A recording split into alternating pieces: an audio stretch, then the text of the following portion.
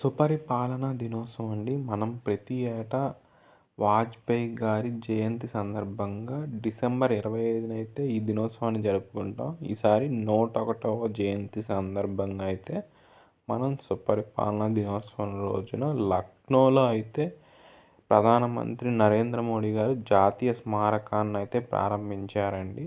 ఇందులో శ్యామ్ ప్రసాద్ ముఖర్జీ గారు, ఇంకా దీన్ దయాళ్ ఉపాధ్యాయ గారు, ఇంకా అటల్ బిహారీ వాజ్పేయి గారుల 65 అడుగుల విగ్రహాలు అయితే ప్రతిష్ఠించారు.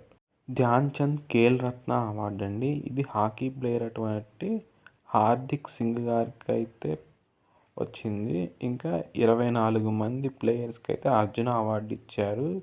ఖేల్ రత్న అవార్డు అనేది క్రీడల్లో పొందే అత్యున్నత పురస్కారం.